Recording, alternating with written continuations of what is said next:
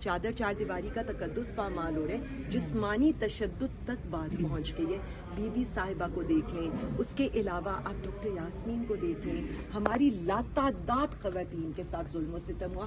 ये जिस तरह से आइंदा ये अभी बताया गया है कि हमारी कई बच्चियों को अबडक्ट किया गया कि जी आपने 26वीं तरमीम में वोट देना है, तो ये तो अच्छा। आलिया हमजा साहबा 9 मई दोबारा आ गया है। सोशल मीडिया के ऊपर तो बड़ा इस वक्त ट्रेंड कर रहा है कि शोफ सरकार भी होगी, वीडियो वाली सरकार होगी, कबूतर वाली सरकार होगी।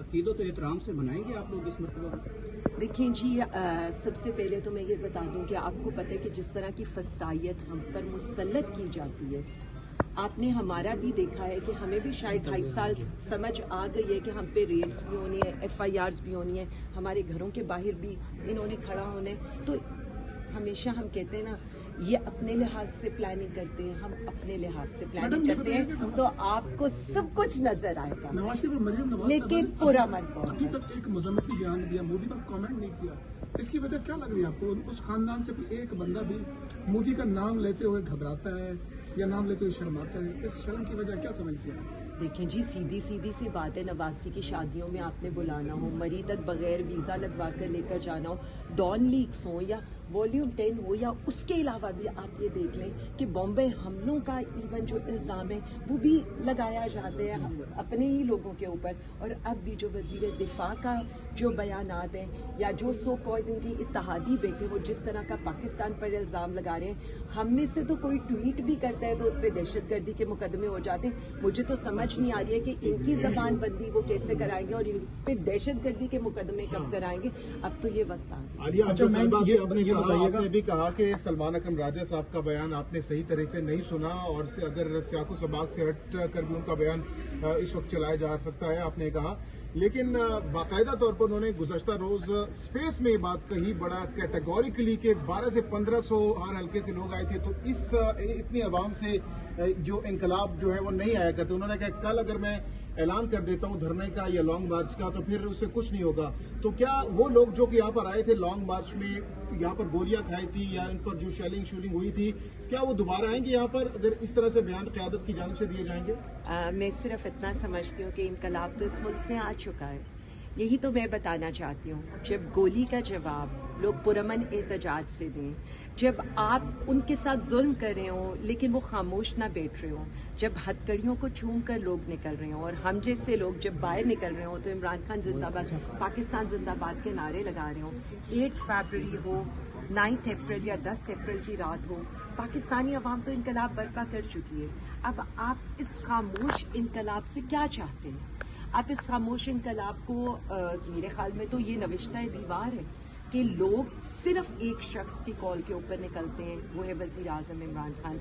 लोग सिर्फ एक शख्स उनको मुत्तहिद कर सकता है पाकिस्तानी अवाम को, वो है वजीर आजम इमरान खान। अरबाबे इख्तियार को अब ये बात समझनी चाहिए, जितनी देर करेंगे नुकसान PTI का नहीं, नुकसान मुल्क का होगा। हम कल भी मुल्क के साथ खड़े थे, आज भी मुल्क के साथ खड़े हैं। आप तशद्दुद करें, जुल्म करें, FIRs करें, अदालतों में लेकर जाएं, नारा एक ही है, इमरान खान जिंदाबाद, पाकिस्तान जिंदाबाद। क्या पता कि हम भी पाकिस्तान जिंदाबाद या का नाबुदो या का नस्ताइन और इमरान खान जिंदाबाद की रैलियां निकालें।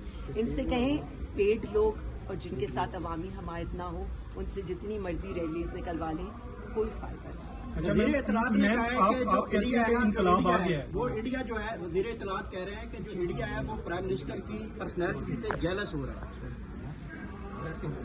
जी, वो लोगों ने उसके बाद तस्वीरें सारी लगा दी है निकाल कर, वो जो तिरछी टोपी वाली, वो लंबे बूट्स वाली, वो कौन सी वाली, वो जो इंटरनेशनल मीडिया भी मजाक उड़ाएगा और फिर आपकी स्टेटमेंट्स लेकर इंडिया को UN जाना पड़ेगा।